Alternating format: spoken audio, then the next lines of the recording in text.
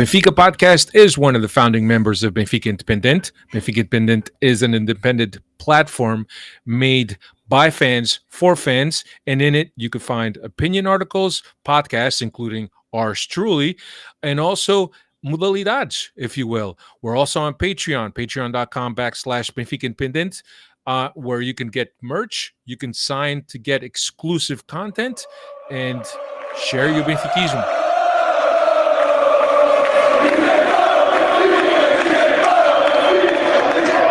Ser benfiquista é uma crença.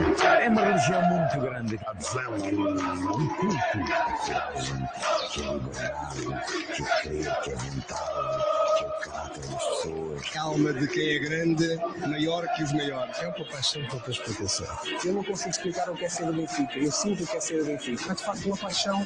E as paixões são assim, vivem-se assim, intensamente. Aqui não há nenhuma razão. É paixão, paixão, paixão. Ser Benfica. Até à morte.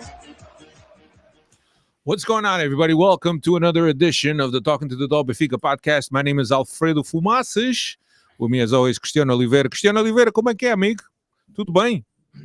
What's going on, Alfredo? What's up, Freddy's? What's going on, everybody? Freddie's. With us also, Dave de Oliveira. Dave, what's happening? What's going on tonight, guys? Yep, Freddie's already active in the chat. Some of them calling us out for not being on time here, but we're Portuguese, like Nelson says there. Yeah, we're like Axl Rose. We never show up on time. Chico Marcelino, Nelson Carvalho, César da Silva, Diogo Reis, Carlos Amaro, Bruno Gil Rodrigues. Welcome, everyone. Thanks for joining us tonight. It's always good when you're here to talk about a win and a tie. Well, I guess a win and a tie. And Dave, did that tie feel like a win? Hey, I guess it was a moral victory. The way that you and I were looking at that game. Somebody here predicted the correct score line. I don't know who, but somebody here. Don't remind him, because he spent the whole day reminding people that he had predicted the right score line. Isn't that right, Chris? Absolutely not. To your own horn, until that horn was. I thought I was pretty humble throughout the whole thing. I Bullshit. might have mentioned it once. Go see his timeline. You can see my timeline. His timeline. Never mind the calls that he was sending out too. I'm pretty sure he called you as well. He called me. He called a couple of people too. Hey, I want to let the Freddies know that please don't go along with any of this fake news. I might have mentioned it once or twice, and that was it. Tops. I mean, I was pretty humble about the whole thing. Because, you mentioned it more than once or twice. Again, it's, if my memory serves me correct, it's not the first time I've done this. So, I mean, you guys just don't want to listen. But I've gotten quite a few right over the last couple of months. And Christina, let me tell you something.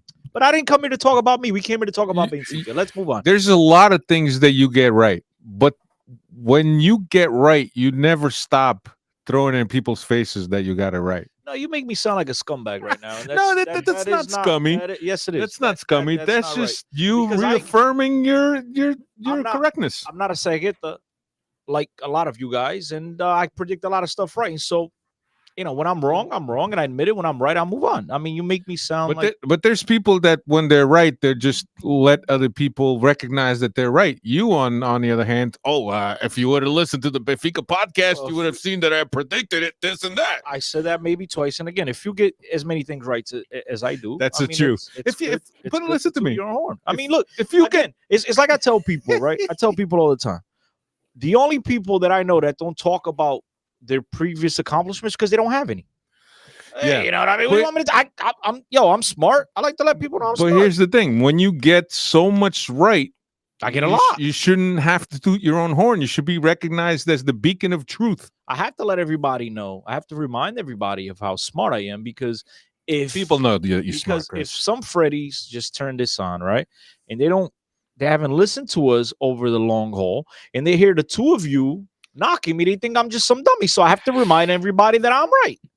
That's what it is. Dave, do me a favor, Dave. Since when I go to do, I'm going to do the introductions for the show. But pull up Cristiano's timeline for that day, Go ahead, Dave. and let's see how You'd be many. surprised if you let's got see, two of them. Let me see how many times you reminded people that ahead. he was right. Dave, go ahead. He Please. did call. He did call me because I said, Chris, I want to talk to you after the game. You And did. see how you're feeling. And Cristiano called me and said, "Hey, so what do you got to say?" Like an honorable man, I keep my pride. You asked me to call you, and as your friend, I called you. You said- only called me because you were right. Because had you not been right, you wouldn't have called me. Why? I've been wrong about George Jesus, and I'm still here. Let's not Thank get you. into that. Exactly. See. Oh, so now You've been again, wrong about we- George Jesus. you guys want to sit here and speak about your truths, but the facts, you guys want to just skip right over them. That's not what we're discussing here. What we're discussing here is the fact that you were right. I'm always right. You were right. Even when I'm wrong, I'm right. You were right. And then you proceeded to remind everyone how you predicted the right score. But see, again, I have no problem admitting to that. If I would have done, I didn't do it. Dave's looking up my stat. He's Dave, gonna look it up. prove me right. Look up his timeline. I'm looking. Dave, there's at a it. lot of nonsense there, Don't but yes. Dave, don't forget Instagram also. Oh, I need some help from the Freddies on that one. There. Go Dave, ahead. just go to Chris's Instagram. timeline. I don't Go to Chris's even- timeline. my publicist deals with my Instagram. and see how many tweets he sent out or saying that he predicted the right score. Thank you, Carlos. Remind everybody, Carl. Go ahead. Go ahead. Then how come you guys don't put any of the positive stuff here on It the was bottom? a very on the ballsy tracker? prediction. Thank I you, gotta admit. Carlos. My man Carlos. That's why I love this guy. I love all the Freddies, but I was humble as humble pie. Chris. All right. Out of all the people that I spoke to, I don't. 2-2 was an extremely accurate prediction. That I would like for you to explain the logic behind that prediction. My of source is 2-2. inside the club. Hey, they let me down with Cavani, but they were right on this one. All right. No, explain. No, I like I to don't have know to what explain. I your mean, go logic back. is, I'm gonna right? get- What do you when you look at the game, right? And you're saying and you're thinking the score is going to be 2-2. What is the thought process that tells you that the score is going to be 2-2? I'm gonna do you in the podcast a service here. For those of you that were unfortunate not to listen to it live and you want to hear my thought, go back. I explained it then. Go back and listen to last week's podcast. I mean, you guys are all. I don't remember. Can you guys are all, explain it again? Estavam ali todos cheios de merdinhas. Que we're gonna play this great Manchester City Bayern Munich like team. Look, and I said it then. I'll say it again. Is Ajax, whatever the fuck, that's just Ajax, okay? Is Ajax today, as we speak, in a better place than when Benfica are in terms of leadership and in terms of, the path that they want to be on? Yeah, of course, absolutely. Benfica's been struggling. We really don't have any identity. Every single day, it seems like there's a new soap opera. There's accusations left and right. Right now, the club is not in a good place, right? Aside from that, I thought Ajax playing in a very, right, we talked about Eredivisie, whatever. All you guys was just sitting and shaking in your boots. And I'm like, they're a better team than Benfica, but I think Benfica can pose some threats. They have quality players going for. I thought Benfica could have obviously caused some problems, which they did. I didn't see this phenomenal team that all you guys were seeing, at least at the lose. Now, I'm not going to say that Benfica is not going to go into Johan Cruyff Arena and come out victorious, but at the same time, we'll get to there. We still got a few weeks before that game and momentum shifts in the whole night. But I just thought that Benfica could pose a few threats. I thought Benfica had the players that are on a counterattack that they could pose, danger on the opposition. And that's exactly what they did. Look, Ajax played well enough in the first half to be honest. They could have come away easily with a 4-1 Easy at halftime. Yeah, I agree with you. So, that role compressor that you guys were all predicting, it was there in that first half. They played well. I mean, Vlaco Dimos, came up. The posts. I think I'm thinking of Vlaco Dimos. See, this shit's so long ago, bro. Vlaco Dimos came up against Guimarães. That's where my head is, dude. Yeah, that we need to start watching the games like the day before the podcast. You know what I mean? So we could have our. So it's nice and fresh. Yeah, because I'm thinking of Vlaco Dimos against Guimarães, but. They had the one off the post, then the dude, I think it was Tadic, right? Put the rebound wide. They had a couple opportunities, to be fair. Then in the second half, I think Benfica imposed their will. I think Benfica wanted to get a positive result. Also, the opposition made it a little bit easier for Benfica, where they just sat back and allowed Benfica to come forward. Once Benfica tied the game, you could tell it was a different Ajax. Ajax didn't want to come out. It wanted to get a positive result at the start of the Luz, and he started applying pressure on Benfica, and all of a sudden, Benfica had a difficult time coming out of their own half. But again, it goes back to what I said, then I'll say it again. Just in a few minutes. Ajax is a better team as they are today, but I thought that Benfica can impose some danger on the opposition, which they did. And look, we got away with a very lucky. But 2-2 is incredibly precise. Well, because I mean, what can I say? It's not for everybody, bro. All right, we're just gonna leave it at that. No, but I'm afraid. But like, no. But just to end it here, right? And I'm not. Look, and for those of you that I toot my own horn, I play. Look, I'm a jokester. If you guys don't like it, I don't know. Follow someone else. And I don't even talk that much on Twitter. I used to be a Twitter like 24/7. Now I'm barely ever on Twitter whore. I don't even want to say that word. But you, out of all people, should know more so than Dave and the Freddies and the people that will listen to this later on. You say it often that I have a way of looking at things that you're even sometimes you just shake your head like this kid's retarded, this kid's crazy.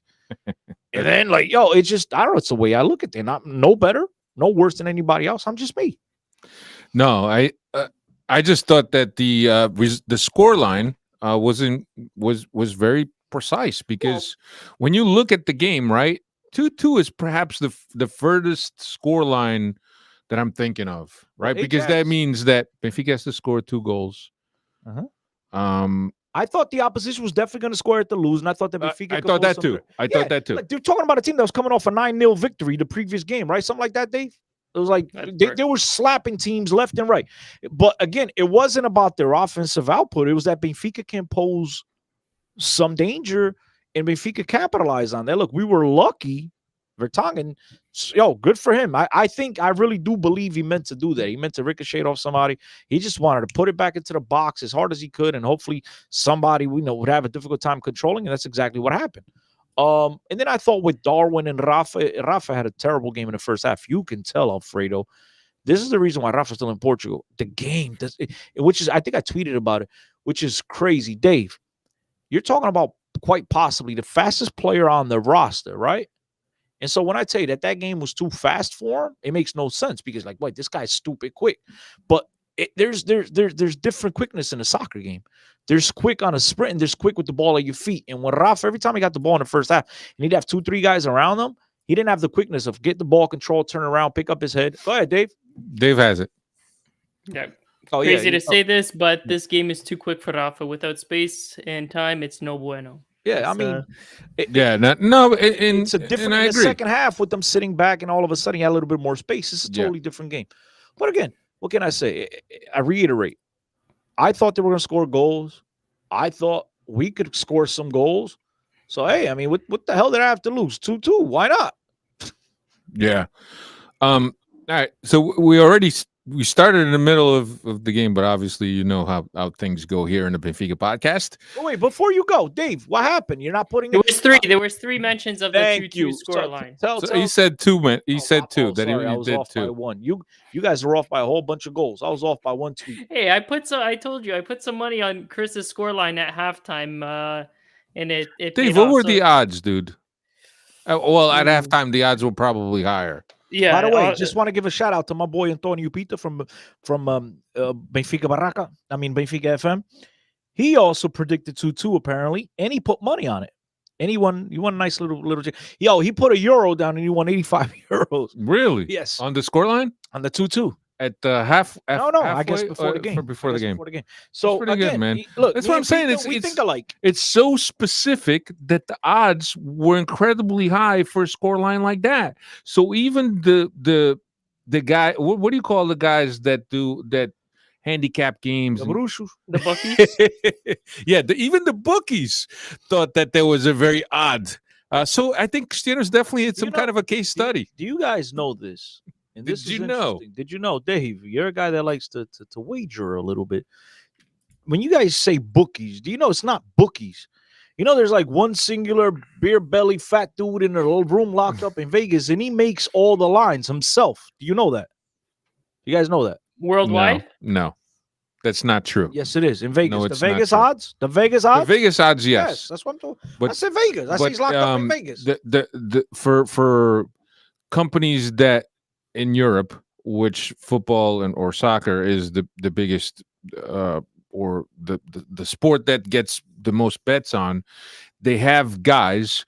As a matter of fact, I remember listening to a podcast which they had a guy he was a handicapper. That's what you call them. They're handicappers. They're guys that look at games. They Yes, do they're all these studies. Their That's exactly not research. bookies, they're handicapped. Yeah, But And- there's only one in Vegas. If I believe that because I don't know. So I'm just going to give you the benefit of the doubt. And since you're right all the time, I'm going to assume that you're right I now told too. you 5 minutes ago. Even when I'm wrong, I'm right.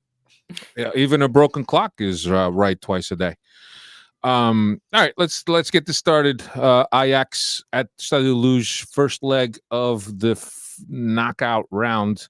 Vlaco Dimos in goal, Gilberto Otamendi, Vertonghen, and Grimaldo, Weigl and Tarabt, Rafa and Everton on the wings, Darwin and Hamush up front. Dave, surprised that Gilberto has taken over Lazaru's spot, or do you think that there was more of a tactic by Nelson Veríssimo, hoping that he could get the speed out of Gilberto to match up with the wingers for Ajax? Yeah, I actually wanted. I don't know if we talked about it or not. Whether or not Gilberto would be starting there instead of Lazaro, but I like the move, and the results have shown for it. The last two games, kind of hindsight 2020 there, but I feel like Gilberto brings a little bit more defensively than a guy like Lazaro does, and he's also been contributing offensively as well. So I'm all for Gilberto knocking down that spot for himself, and Lazaro can either ride the bench or try to make it as a sub coming off the bench, even as a right winger or pushing up more up the field, because I want to see Gilberto going here going forward. Yeah. No, Gilberto, fresh off of finishing his mixtape, putting on a couple solid performances, one against Ajax, one against Guimarães, which we'll get into a little bit. But let me tell you something else that I was surprised about. I thought that this game wouldn't have the type of crowd that it did. Very audible. You could hear it clearly in the TV broadcast, and I'm surprised. And maybe people just had the Red Pass Champions League pack, and they decided they're just going to go to the game anyway. But as it turned out like a good European night. I'm not going to say excellent because Benfica didn't win, but certainly at times you could hear the support of the crowd. You could hear the players asking for the support of the crowd because they felt it was there to be given. And I thought that the team responded well to the support of the crowd. And look, if there's anything that or something that Benfica can't complain about is how supportive the fan base has been. But yeah, first half that I thought that that Benfica really didn't play all that great. I actually thought that Benfica perhaps, just like myself and Dave, respected Ajax too much. Do you think? What do you attribute the first half by Benfica? Do you think it was respect? Do you think it was Ajax with the high block pressure that really conditioned the way Benfica was coming out of the back? What do you think? I think it's a combination of all those things. I mean, at the end of the day, as we said before, Ajax came in rolling. Benfica had obviously been stumbling. Confidence was relatively low for Benfica. The other team comes in thinking they're going to be able to wipe the floor with this team that's struggling of late. They tried to impose themselves. They had that block. They had that pressure. They try to keep Benfica pushed back as much as possible. And look, to their credit, they got on the scoreboard relatively early. 18 minutes. And it seemed like all of a sudden Benfica was going to be, backpedaling the whole rest of the game. But Benfica was able to catch their breath, was able to take that first punch, and was able to, start throwing a couple jabs of their own. And then they had to, live up to and put up with the rampage once again from Ajax. And look, in order to get these positive results at home, after going through such difficult, highs and lows at the same time. But the difficulty with the fan base, with the results of late, the whole stuff with the Rui Costa coming into the locker room, not coming in, and so many question marks surrounding this team of late. Ajax was smart to try to overwhelm Benfica. And Benfica was able to take the punches. And in order for them to get that positive result that I thought at the end of the day was a positive result, you knew they were going to be under some type of stress, but they were able to withstand it. Yeah, I think they made a change. And Carlos before made a comment here. Cristiano doubted himself a bit at halftime, because at halftime I just said, if the last couple of something like that, something like, with these words, if our last second half, if our indications from our recent second halves or any indication or whatever is, I forget what I said, of what's going to happen here, bro, buckle up. Because we've been, we've gone from game after game with 2-0 leads and finishing with 2-2, not playing well in the second half. And so I just look, I guess I'm a jinx, right? I put it out there, and Benfica came out and totally surprised me and the rest of us, and they played well. Look, if the second half of this game is going to be anything like recent games, buckle up, because we know, right, in previous games, things have been pretty interesting in the second half. Yeah. No, and I got to be honest. Ajax's goal was a gift. It was Grimaldo's poor touch off of Vlaco Dimos' pass. Poor touch, got loose on him. Ajax recovered. They came forward. Their second goal was I don't know if I would even attribute the blame to Vlaco Dimos on a second goal, because I think the ball has a little bit of deflection. But I think that when he parries that ball, maybe he parries that ball to the side or elsewhere away from the goal. He parried it and he just left it there. Here's where I don't give him a break, because if you listen to, and again, I'm not trying to act like I'm right, whatever. Like you're always right. Before. But if you listen to the podcast over years, I've often criticized the fact that he doesn't catch the ball enough. And so if this is one that he parried away and he does this, vez en cuando, I'd give him the benefit of the doubt. But the fact that he never, that's one of those you take in the breadbasket. I know it's got some pace on it. It took a little bit of deflection, but you kind of take it like a quarterback hands the ball to a running back. You take it in the gut and you squeeze it tight. I thought he could have done that. I understand that it's probably a little bit unfair on my part because it was with some pace, but due to the fact that he's often just knocking shit over to the side, right? Putting it back into play, putting it out of play rather than just securing the ball, taking a breath. Whew, let's all relax. And I thought, he did the same thing in the second half, late in the second half. If you guys recall, and I know we're going to go up and out the game, but since we're talking about Vlaco Dimos, this is something I wanted to talk about, which is if you guys want a perfect example, what I've been bitching about over these last couple of years about Vlaco Dimos. Tremendous dude. He's a really nice guy off the field, but at the end of the day, it's about what you do on the field. And I've often criticized this. And in the second half, you guys recall, Benfica is a little bit is under a little bit of pressure. Ajax is trying to come forward. They're trying to get that third goal. They're trying to leave the lose with a 3-2 result to go back home, right? Up one goal. And now, due to the fact that there is no away goals rule no more, whatever, which I don't like, by the way. I think that's a stupid rule. In this case, it helps because that's 2 away goals against Benfica, which would have screwed us. And now this next matchup, what is it, the 15th of March? Yeah. Would have looked even that much more difficult. But in the 92nd minute, Benfica's on their back foot. They got all 11 men behind the midfield, right? They're all trying to defend. And there's a corner kick for Ajax. They cross the ball from if we're looking from the left to the right, whatever. And it's an out-swinging ball, and it comes to the top of the box, and I believe Tadic gets it, controls it, and bends it. Not like Beckham, like Tadic. Bends it, second post. And Vlaco Dimos did one of those after the FIA. He could have, I thought he had plenty of time, even with diving. He could have caught the ball. And Benfica's under pressure, guys. This is why, to me, it's so alarming. And I can't believe that other people don't see it. Right? Benfica is under pressure for minutes now. And it's just Ajax piling on, and coming forward and corner kick. And all of a sudden, Benfica can't even get out of their own box, let alone their half. And he has an opportunity to catch this. It wasn't a relatively hard shot. It was a bender. It wasn't like he killed it or Roberto Carlos. It was just, he was trying to bend it around. And he did a good job. He got it on goal. That's the most important thing. But Vlaco Dimos goes up. And rather than catching the ball, yo, letting the team Yeah. breathe. Let's push get it. up. Let's go. No, he punches it out. Ajax gets the ball within 5 seconds. Benfica's again defending, and it's just like under pressure again. And those are the reasons why at times I criticize Vlaco Dimos. The dude's, and again, the Guimarães game, we'll get to that. His reflexes are phenomenal. But then there's just that part of his game that I still can't believe he hasn't developed yet. You know, it's funny that you say that because I didn't catch the game live, but I did download the game, and it was a BT Sport Commentator.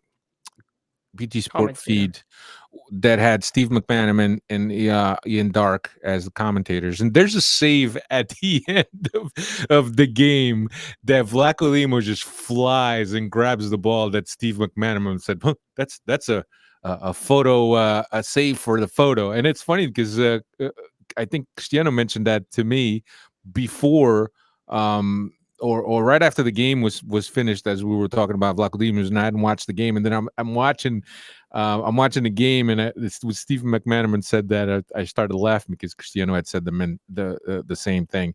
But getting back into the game, I thought that when Benfica goes into the locker room, and I don't know what was said, but understanding that the 2 goals that you give up are kind of a little bit of a fluke, that are almost like an unforced error on your part, and that maybe you shouldn't have respected Ajax as much as you did in the first half. And then also the fact that Vrici might have said, look at this crowd, they're behind you, go out there and do right by them, because so far you've given up 2 goals on 2 flukes, and this game is still open if you keep playing hard. I mean, the sad reality is that all 4 goals were unforced errors. Dave, any possibility that Vrici went into the locker room at the half and told them, my wife is pregnant? She's half pregnant. We got a test. We think, but it's a COVID test. Yeah, I thought, listen, whatever he did in the locker room, it's I'm glad it worked, because we've often said it seems like these guys go to sleep. I don't know what the hell they do. But obviously you saw a different Benfica. Benfica didn't want to impose themselves. Benfica didn't wanted the ball at their feet. They try to control the game. But I think the opponent, and I'm not trying to discredit what Benfica did here by any stretch of the imagination, but I think the opponent helped out in that by just, it was one of those, look, we're up 2-1. We don't really think you can do much with the ball, so we're going to give it to you. And if you can score it, credit to you. If not, we get out of here with a 2-1 lead. I think there was a little bit of that in them. You know what I mean? Look, we're up 2-1. There's 45 minutes to go. Let's not open up, because this is a positive result. Let's try to catch them. Even if we come on a counter, we try to catch them, right? And we keep moving on. But unfortunately for them, and fortunately for us, Benfica was able to apply enough pressure and create enough chances to where then we got the equalizing goal. And then all of a sudden the crowd erupts. I mean, it was just, look, it was a fantastic atmosphere at the Stade de Luz. Before you were talking about the atmosphere and the attendance, and I didn't touch on it, but I'll throw my 2 cents here. One thing about Benfica is a lot of the times when things are good, when even, obviously the support is always there, but when things are bad, Benfica just shock the world by just showing up and showing their support, even if it's to voice the displeasure, but at the same time, they want to let the leaders of this club, right, the people in the director upstairs, right, in the offices, they want to let the players know that most importantly, yes, they're against what's going on at the club, but they're not against the players, that they're going to be there and support these guys and always going to try to motivate them. And I think that's inspiring as a player. Yeah, I thought that Benfica had a really good start of the second half. They came out wanting to play, wanting to compete. And I thought that, the goal in the 72nd minute by Yaremchuk, I think it reflects that. It wasn't pretty. That Gonçalo Ramos shot with his weaker foot off balance. I don't know how he even took that shot. And then the goalie for Ajax making a save that he did. And again, instead of parrying it to the side, drops it in front of him. It bounces. Yaremchuk with the heads up play races to the ball and puts a head on it and puts Benfica level. But I thought that Benfica deserved that 2-2. And it's true, like as Cristiano mentioned, it could have been 4-1 at the half for Ajax, but certainly the 2-2 result, it seemed fair for what Benfica had done up until that point. Right before that, you had Rafa basically with Darwin on a 2-on-1, and Rafa tries to get it across, lead him, put the ball, and it was just maybe half an inch too far. Yeah. Darwin couldn't get there. Look, Benfica, again, it wasn't one of these performances that you're going to remember for the rest of your time, but it was a good enough performance considering the way that we played in recent weeks. It was a good performance. And Yeah. and coming out of that game, not only are we still alive in a competition that everybody wants to do well, which is the Champions League, right? But at the same time, we were hoping, and I'm pretty sure the players are probably thinking a little bit of this as well, that they were going to build off of this. This is what type of game against the type of opposition that's going to give you tons of confidence. You know what I mean? When you're looking over at the opposite side, right, you see this team that's running over teams throughout European football and Champions League, our crosstown rivals. They're in second place, and they wiped the floor with them, right? And now here we are standing toe-to-toe with these guys. We're able to, carry our own weight.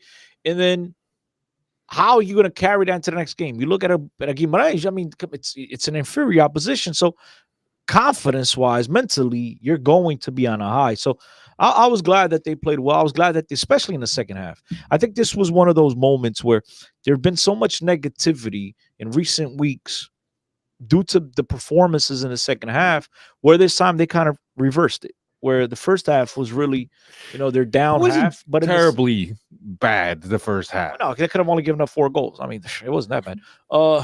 Imagine if it was bad. But in the second half, they turn. I mean, right? They flipped the script. Normally they're bad in the first, good in the second. I think this time was the other way around. And so it was glad. I was glad to see it. It was a good performance. Yeah, and I often talk about this here on the podcast. And when you play against a team. That at the end of the game, you feel that you could have done more. And I think certainly after playing this game against Ajax, I think that Benfica has to have some much better confidence than they had going into this game at Estádio da Luz.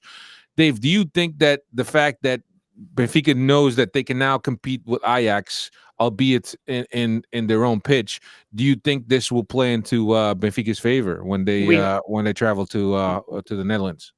We hope so. Even if they go to the Netherlands and don't get the result that they need to move forward, I hope this gives them the jolt here for the second half of the Portuguese league. There's still lots of games to be played in the league, and 10 games. We already 10 games. That's right. 10 games, and our crosstown rivals, they've been dropping points as well lately. That's one thing that last year they did win the championship, but they weren't in many competitions, right? They didn't make it into Europa League, right? So they could concentrate on the league. You see a totally different Sporting this season where they got to play every 3-4 days, right? And that stuff catches up. So they're dropping points this year, which they weren't last year, and finally good to capitalize at least this weekend. But I hope this Ajax result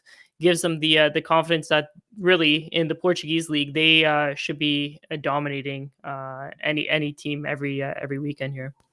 Yeah, and oftentimes you see Dr.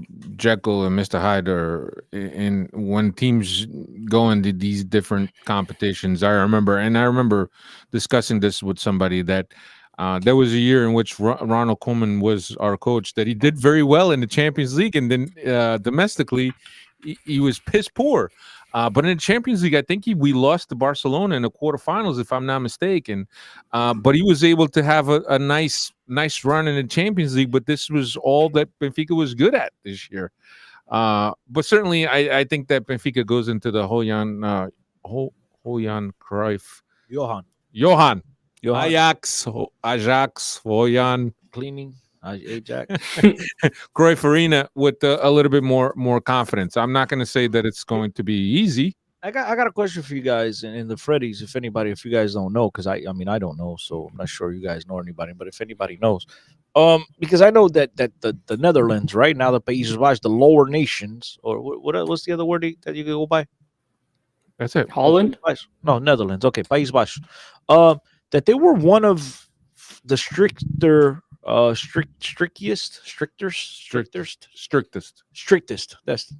strictest countries in Europe in terms of the whole COVID situation, in terms of attendance at stadium. Has that been lifted, or are they going to have a full Carlos arena? Could probably answer Do they that have a percentage? I don't know. I mean, because Carlos could probably answer they that can only question. allow 25%, 50% of Yeah, I don't know because I caught a little bit of their game before Benfica. Whatever team they were, was it Wilhelm? They were Wait, playing. you mean to before tell me? Wait, Benfica. hold on. You mean to tell me you guys haven't watched the whole Ajax playing? You guys were all predicting they were going to steamroll Benfica last week, and now nobody's watched them guys play. Well, Maybe you guys subscribe to the Ajax we newsletter. predict that based on what they did in the Champions League in the group stages, and also what they've done domestically. I think in the group stages, they were the team with the highest number of goals scored. Yeah, they're both. They're like what 50 plus. They were plus 50, I think. No, plus 30, I think. No, I think it's 50. Hey, Valai. Dave's The looking group for stages. The group the stages. COVID What situation. Ajax did. Well, Carlos could probably answer. Carlos, Sorry, Carlos I is a was- gynecologist, bro. He's not a scientist, bro. What are you guys looking at? I was looking at what the Amsterdam travel restrictions are, or what restrictions they have. What did you want Ajax's stats for? What? Group stages. How many goals did they score? How many did they allow? But yeah, we'll have plenty of They, time to. Go ahead, Dave. They scored 19 and allowed 5. Yeah, so you were No, what close. Plus 50. You were close. No, that's Champions League. Yeah, Champions League. I wasn't talking plus 50 We're Champions talking about League. Champions League. For the plus 50 in the group stage, you say sell record. Come on. Next And, question. I'm talking about your division. No, I was talking about No, league at home. In the league, it's plus 90. Yeah, it's 71 4 and 7 against right now in the league. So it's a little bit exactly. That's the numbers are not Champions League for this. He said The Champions League, they had a pretty good, nice goal differential. What was no, it, Dave? Benfica hasn't scored 50 goals. 19? 19 and 5 in the group. 19 and 5, dude. That's Benfica hasn't plus scored 14. So you were close. That ain't 50. Benfica hasn't scored 50 goals in the Champions League combined the last 10 years, bro. Jesus Christ, that'd be a record. Maybe against. Yeah, but we'll have a little bit more time to discuss Ajax or to preview Ajax in advance. Dave, stats for this game, bro. Yeah, for sure. I think we touched upon it there. Yaramchuk returning to the score sheet with his first goal in 6 games. Last goal that he had scored was against Porto at the Estádio Dragão on December 30th. So was a little bit of a goal drought there for him. Good to see him back on the score sheet. And I think one of the Freddies already mentioned this, but following the 2-2 draw on Wednesday, Ajax later lost 2-1 to Go Ahead Eagles. There's a team called Go Ahead Eagles? Go Ahead. See, if only all the teams we played had nice, simple names like that. That one I can't butcher. You know Go that Ahead Eagles. Yeah. Go Ahead Eagles Yeah. from the Eredivisie. Vai lá, Arias. Vai lá. Look. I've been sitting here waiting. Dave, I just thought that you kind of mistyped that, or is Google autocorrect when you sent that email? Go Ahead Google Eagles. translation. Yeah. Yeah. But so we're all gonna sit here and not talk about the elephant in the room, right? We're just gonna act What's like the elephant in the room? another performance of the Traps player of the match. For We the just, Slavish guys. we don't even talk about. Here we go. Caralho. Here we go. So let's. Estás a ver? You know, see No, what I was wait. talking about? He loves tooting his own horn. I didn't play. He played.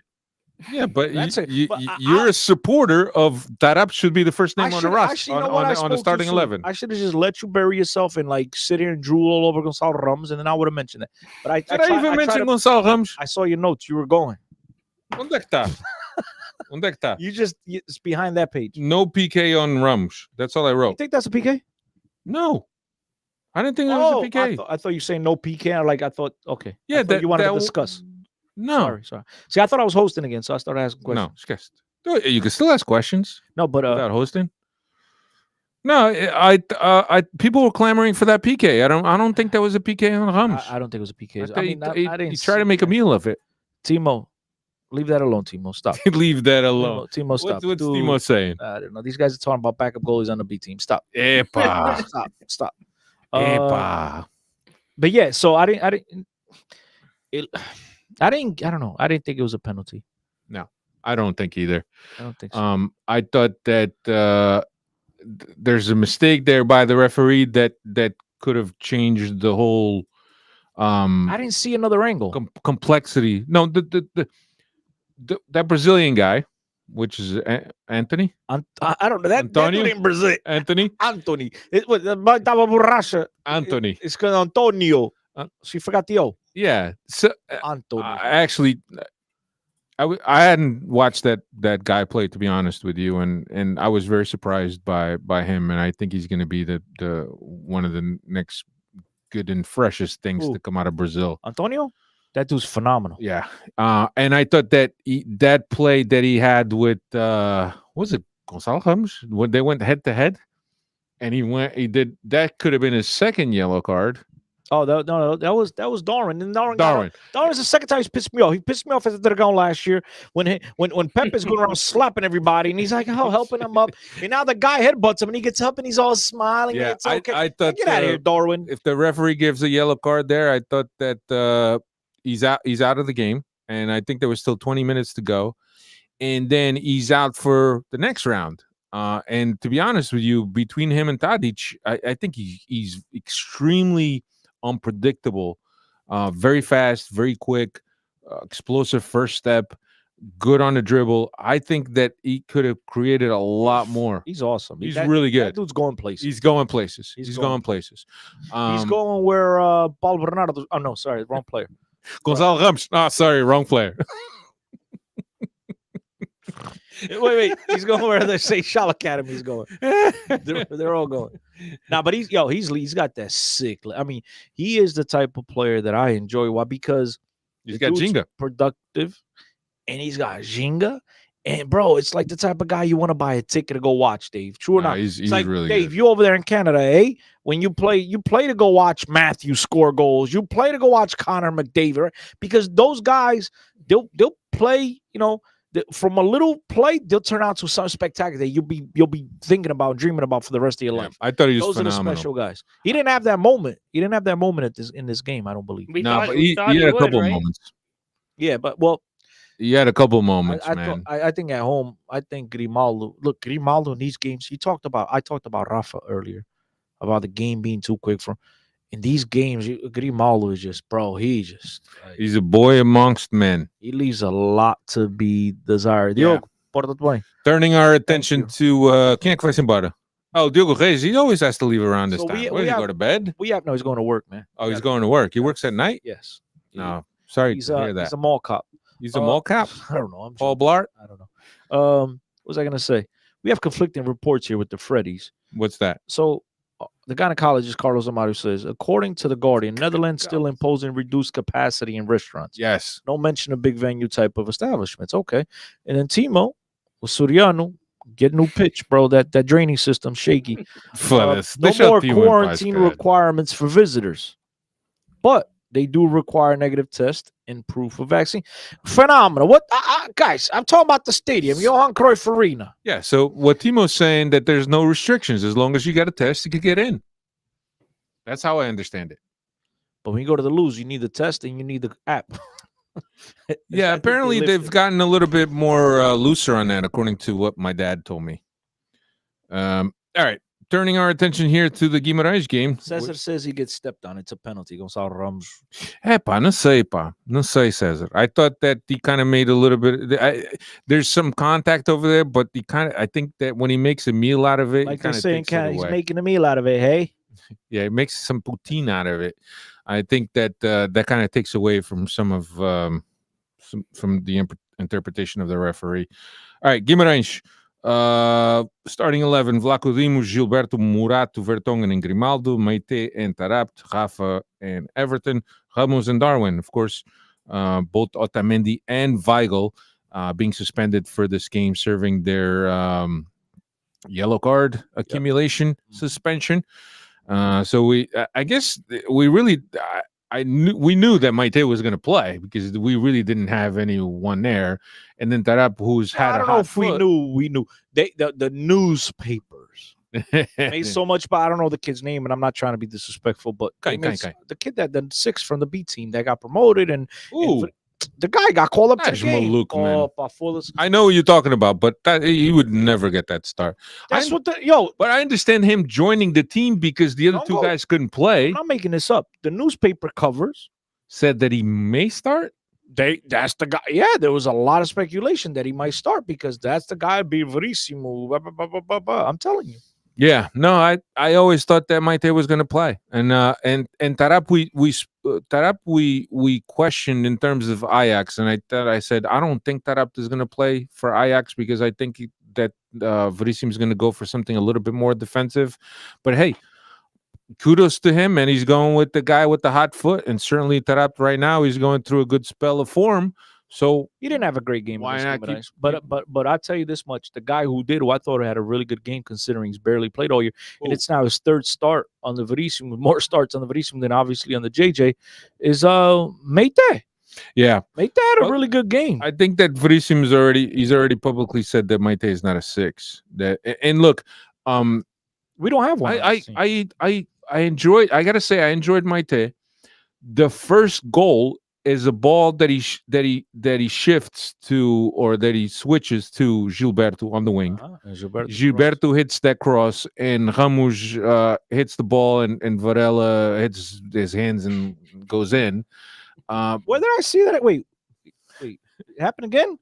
Nah, Varela. No, hit but with the this head one going was in. less He owes obvious. us a couple of points for the points that He he owes lost. us Right? a couple points.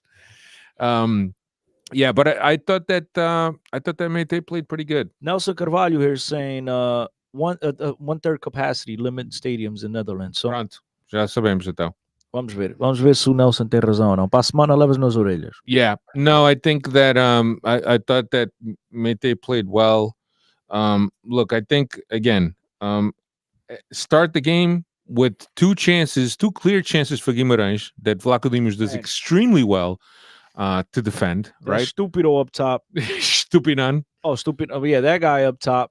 He can't. If that guy had if he had Always. any type of finishing ability, Benfica's down 2-0. before you Always blink. with the speed behind the balls behind the back of the defenders. Always with the speed, man. But I was surprised with Morato in there. I'm surprised that happened. It came away on a. The second one came from Morato's side. The first one came from Vertonghen's side. But yeah, and it was good that Vlaco Dimos saved those balls because it could have been a different story. I mean, Alfredo, with all due respect, look, credit to him for putting himself in that position. But if Stupidon just places it 2 inches wide, I mean, the dude literally shoots it at, you got the whole goal to shoot at, and you shoot at the goalie. It just, look, credit to Vlaco Dimos, but again, things could have been real ugly. But luckily, right? O Estrelinha às vezes tem que estar no nosso lado, and luckily, it didn't go against us. I thought Morato would have made a difference with his pace, but in this game, I thought he got caught napping a couple of times. Vertonghen, we know what it is.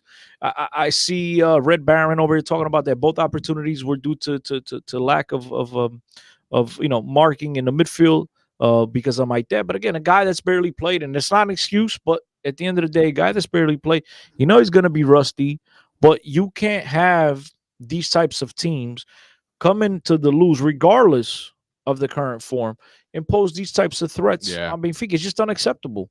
And look, luckily in this game, Vlaco Dimos was in the right place at the right time. Credit to him for keeping Benfica in the game. Yeah, and then Benfica didn't play particularly well in the first half, but they were able to get 2 goals. But like I mentioned, the game could have gone in a different direction had Stupinan put those balls away. But I think that the second half, I think that initial first 15 minutes, Benfica, sometimes teams come out and said, well, if we could score one now, we could rattle this team, and what their mental state is like currently, it'll be easy to get inside their heads. But the fact that Benfica scored their third goal in the 52nd minute off a Darwin PK. Didn't they have an opportunity in the 47th or something like that? They had one. Or am I confusing game? Bro, that's what I hate about. No, it's you're thinking about Ajax was the one like in a 47th minute, right at the beginning, wasn't it? I thought it was. It was them for Guimarães. Didn't they have an early opportunity in the second half? In the second half, I don't remember. They might have.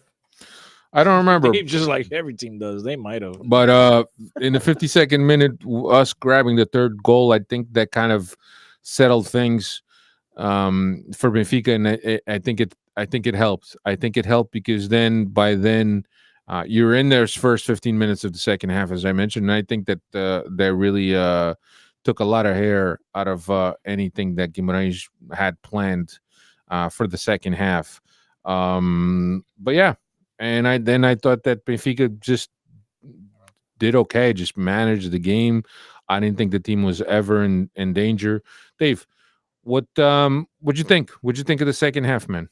Yeah, second half for sure, especially like you said, after we get that penalty, the team is kind of playing freely, right? You see these chances that they're creating. They could have scored another two after the penalty, and then I know we'll probably touch upon it, the substitutions that happened, but I'll touch upon the negative on the substitution. When João Mario gets brought into that the game, it's totally different. It's not a free flowing game as it was, or if it does, as soon as the ball gets to João Mario's feet, the any offensive creativity dies right there amongst his feet. But really night and day to see how João Mario at the beginning of the season looked for this team. And right now, I don't know if it's lack of confidence or maybe CZ doesn't have the support amongst this new coaching staff, but night and day performance from João Mario as of lately. Yeah. Let me stir the pot up real quick. You guys think that was a penalty on Ramos? Yeah. Let me see. Põe lá outra I don't think it was a penalty. Põe lá outra vez. And that miss by Rafa, the one that he slides. Yeah. Põe lá outra vez. I don't think it's a penalty. There's contact there. Yeah, there's Yeah, but contact, then he bro. keeps going. It's from the back. No, it's right? it's contact. That's bro. not, bro. It's contact. Okay, don't you ask my opinion? I don't think it's a penalty. Yeah, para mim é penalti. É penalti todos os dias. I don't think it's a penalty at all. But yeah, let's João Mario is Contact right there. yeah. João Mario, he does continue with the ball, but I think that the second guy catches him. If there's guys that have kind of risen as JJ has left, I think one of the guys that has gone down has been João Mario. Cristiano, what do you attribute his current form on? You think it was something where he was kind of burned out with the minutes that he was playing? Then he had COVID, and then he was never really the João Mario that we saw earlier on in the season. Or you just think it was just João Mario being João Mario, the João Mario that Sporting didn't want anything to do with? I think that the João Mario we saw at the beginning of the season was not the real João Mario. I think he had the adrenaline every day. I think it was something new, playing for his boyhood club. And JJ put up boyhood club. You can confirm that? Yes, him and his brother were big time Benfiquistas growing up in Porto area. Just so you know. Yeah, I thought JJ put him in the right position at the right time, and his confidence wise, he was ecstatic to be in a new place. But I think what we see now is closer to the real João Mario that we've seen in years past, right? I mean, there's a reason why the guy that had been basically, with the exception of going to Russia, where he played at Lokomotiv, right? Moscow or something like that. Mm-hmm. I think with the exception of that, I don't think he had a good spell in years.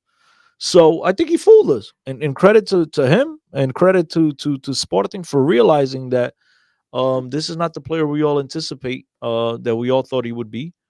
But again, it's a long season. The guy played a lot of minutes. I think we talked about it here often on a podcast where he did like in December, not in November or whatever it was. My man was already at like almost 2,000 minutes, and he only played like 2,500 minutes the previous year.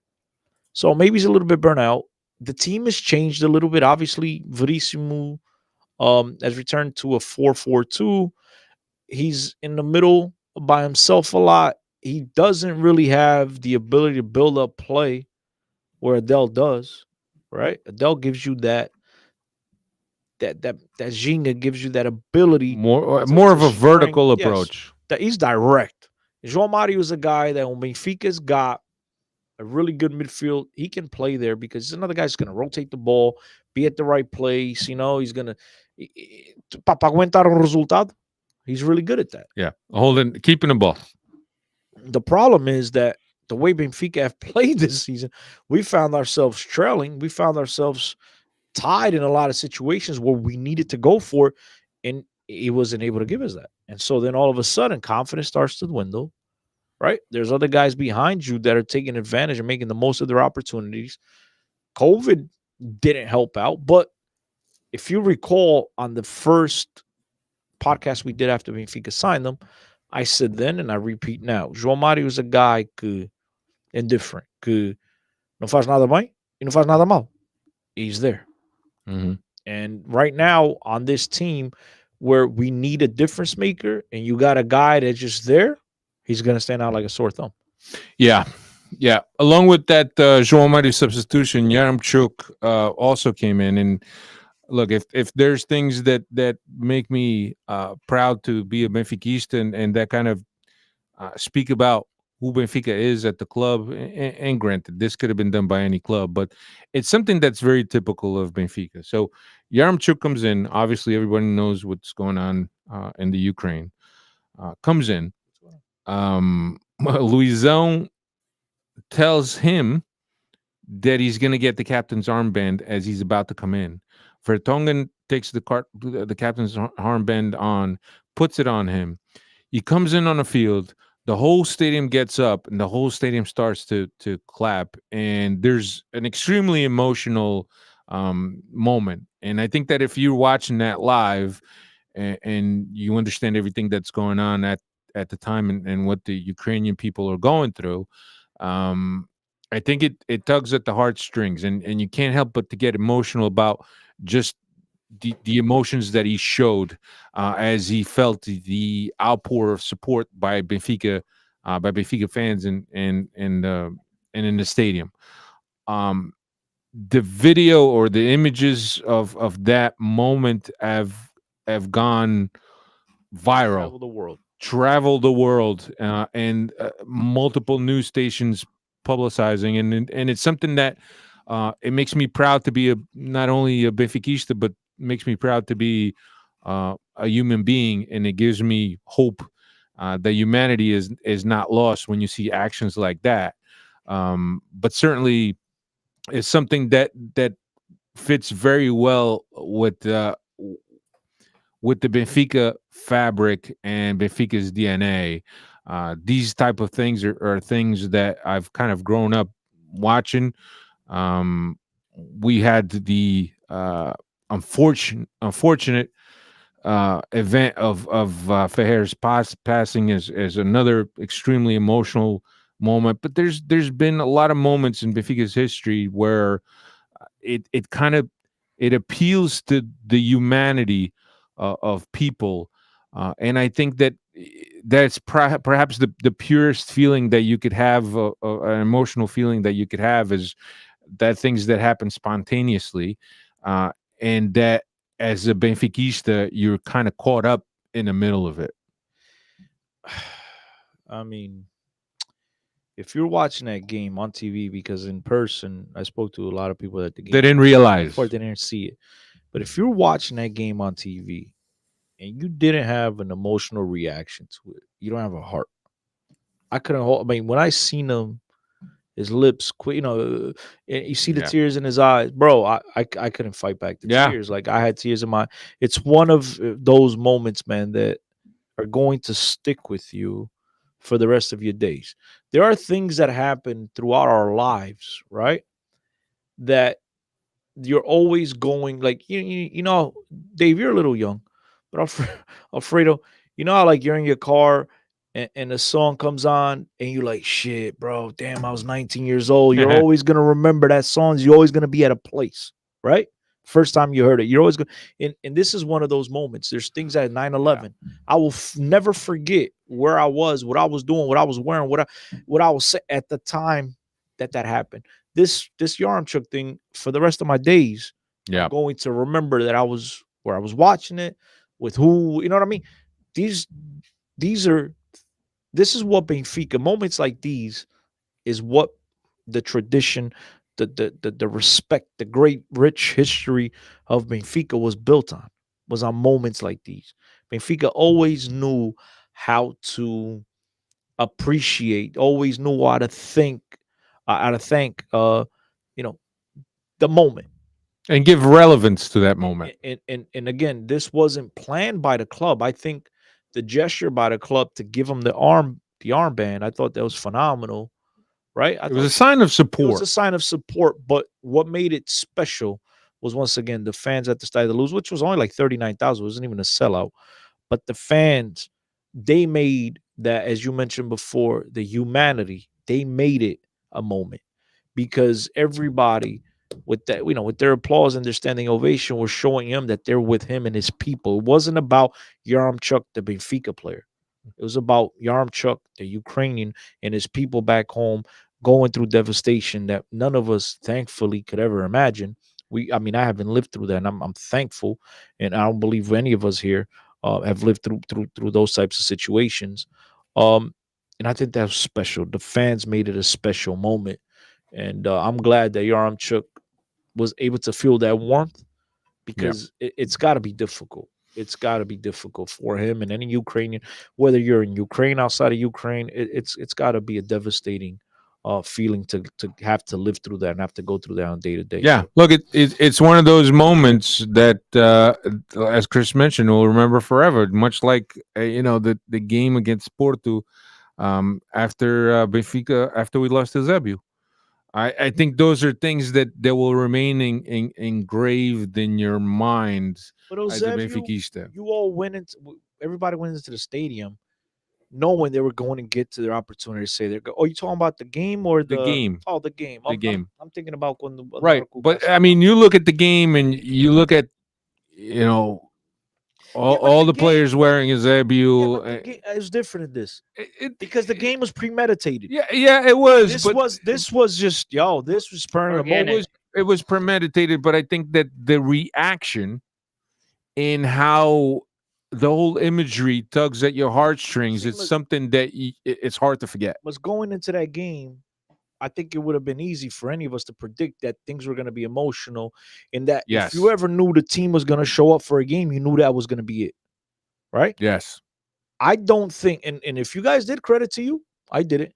It didn't even cross my mind until I seen them warming up. That because you're so focused on the game, it didn't even cross my mind that something like this could even happen. Yep. And then I said, okay, he's warming up, he's going in. Oh man, shit, how's he gonna deal with this? Because there's a lot of players that don't deal well. I mean, these guys don't want to play, Yeah. so I'm wondering if he's up for it. And so this was spontaneous. To me, the greatest feeling in the world, spontaneity. I mean that it was that's organic. spontaneous, but I think that the reaction of the crowd and his reaction, I think, it kind of emphasizes the whole situation. I think, and look, it was a beautiful moment, and it made me proud to be a Benfiquista, and it made me proud that Benfica and the fans there were showing the support that they were showing. Dave, how did you see that moment? Were you cutting onions at that time? The only thing that I would add is that it happened at a perfect spot in the match, right? We're up 3-0. We've got control of this match. I would hope that we still get that same reaction if it was a draw. If you're down 3-0. If you're down 3-0, I hope we still get that reaction. But I think the crowd was already that much more hyped and that much more animated because we were feeling confident up 3-0 and being able to afford that time to take the moment to show the support to Yaremchuk. But this is just one of those moments where you're proud to be a supporter of this club here.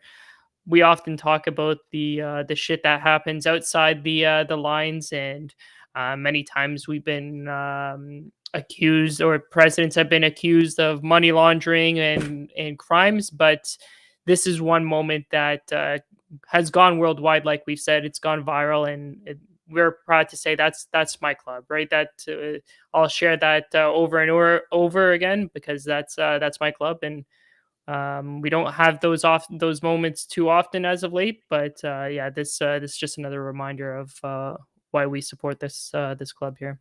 One thing we mustn't forget is that for years and years, the one thing that's made Sport Lisboa Benfica the great club that it is was its saucies, what's its followers, was its fans. And once again, the gesture by Benfica to hand the armband was fantastic.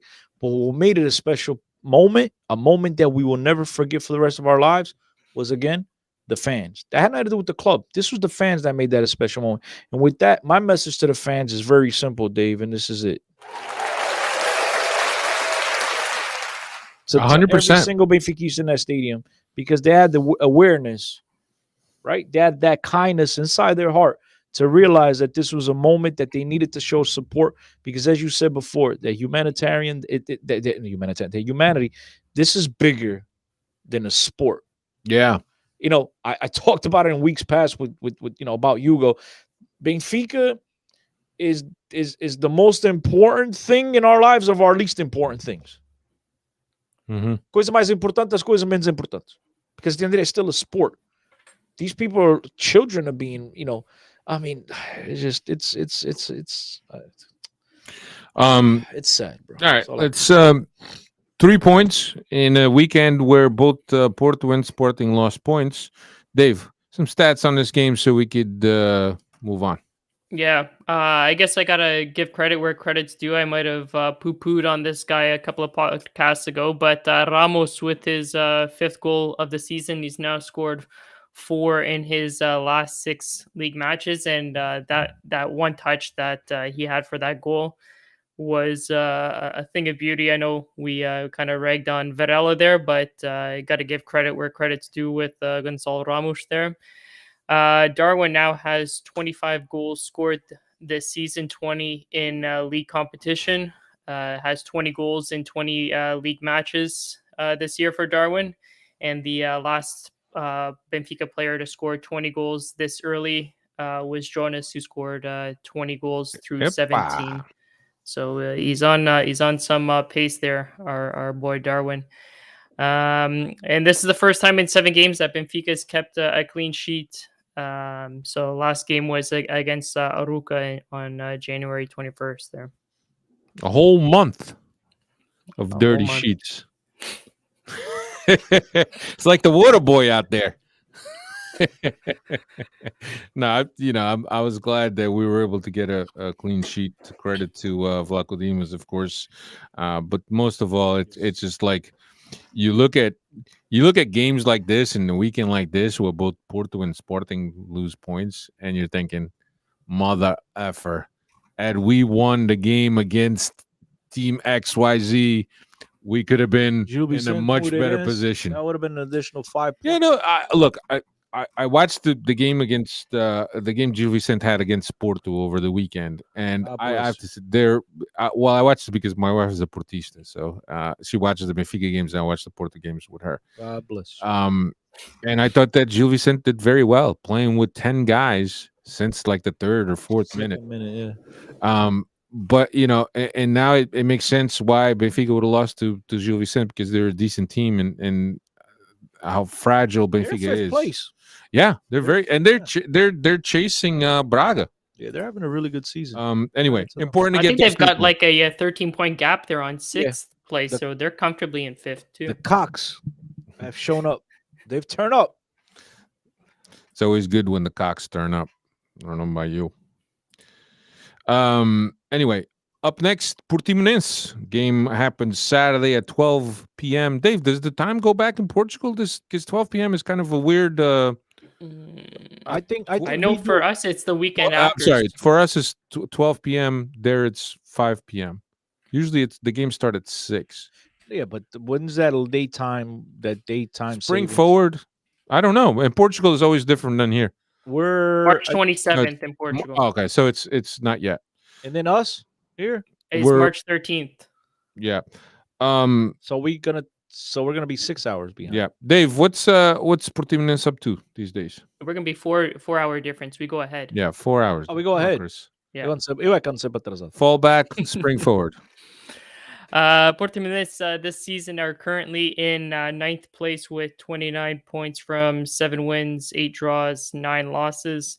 Come into this match having drawn their last 4 and haven't won a match since December 12th, going 7 draws and 5 losses during that spell.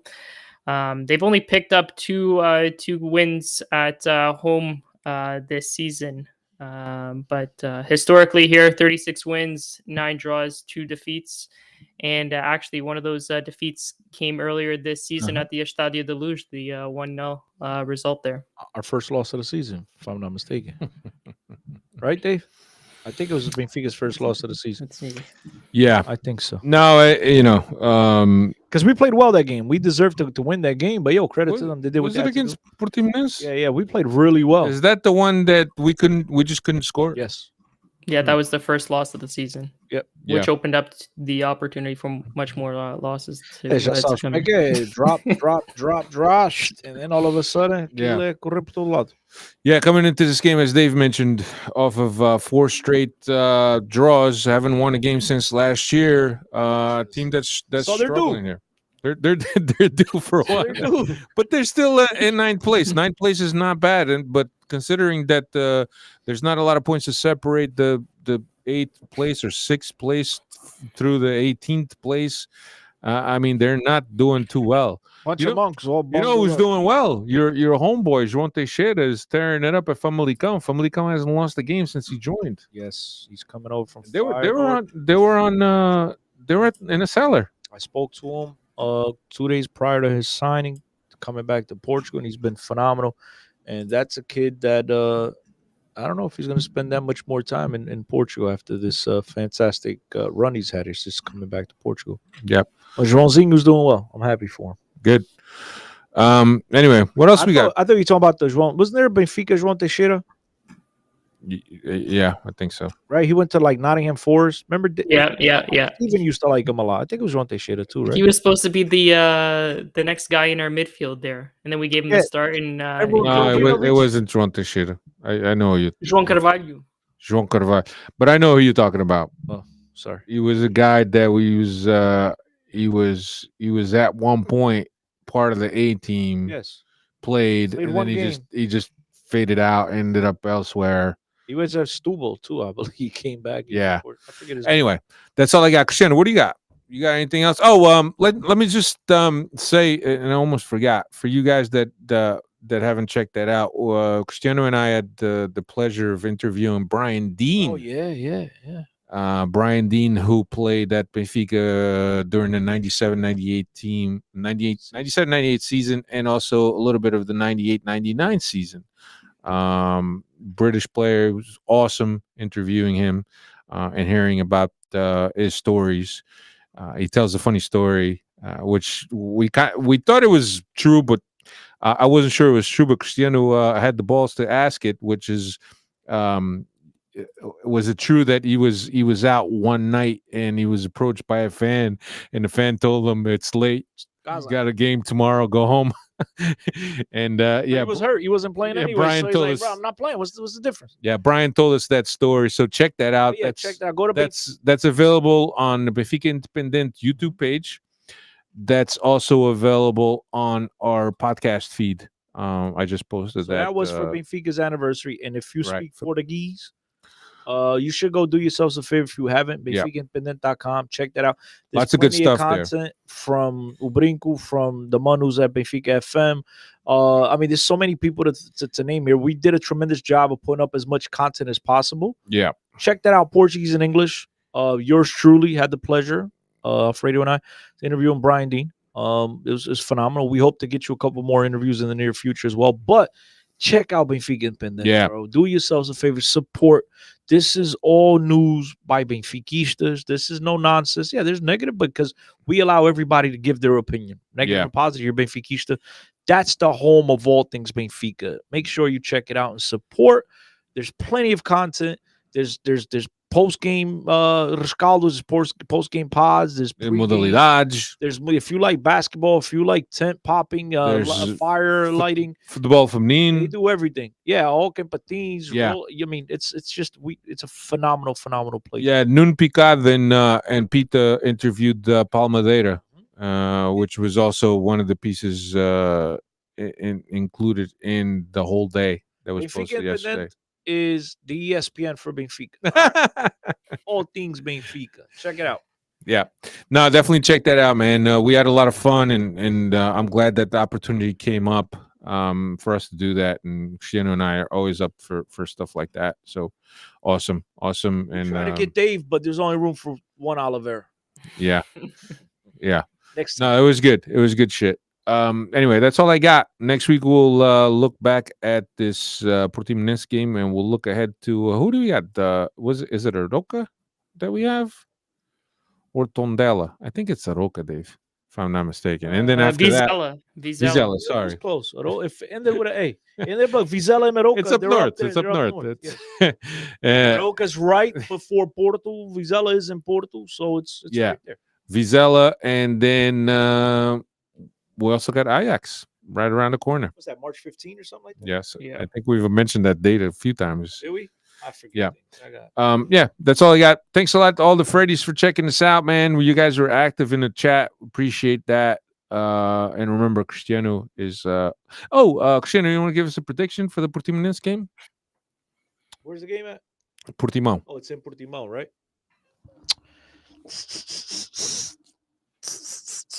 Think carefully because people are gonna take some money and bet. That game. No suspensions, right? Is it gonna be sunny? No, I'm joking. In Algarve is always sunny. I'm joking, dude. I'm gonna write this I down. want to say 3-1, but I'm gonna go 2-1 Benfica. Chris 2-1-2 Benfica. Dave. I'll go 3-1. The Timo score. I just gave they. All right. No, Says the it. 3-1 is Timo. Don't even try to jump on it. That one is our boy Timo. He's always hammering down the 3-1 score line. What the? Yeah, I'm gonna say that we're gonna continue with the clean sheets. I'm gonna go 2-0 for Benfica. Okie dokie. There we go. Benfica got doesn't Bruno. concede a goal the rest of the season. That's it. Bruno Gil Rodrigues says 2-0 Benfica. Nelson Carvalho. Cesar da Silva says 3-0. Nelson Carvalho 2-1. So yeah. Yeah, man. Thank you guys. I think that after the past couple games, I think people are feeling a little up. They're feeling a little up. Carlos happy to see you back. He's predicting 2-0. Full like power? Is it full power? Full pow. Full pow is 2-0 could be full pow. Anytime we say victory is full power. Thank you, Carlos. All right, everyone. Take care. Arrivederci. Love you guys. Stay safe. Yeah. And Pray for them people out there, man. Yeah. Because do a nice gesture on your daily life, man. Make that a goal every day. Not just tip the lady at Dunkin' Donuts like Cristiano likes to do. That shouldn't be a good deed. she's lucky. She gets a tip. For Ciao. Later. Oh, peraí.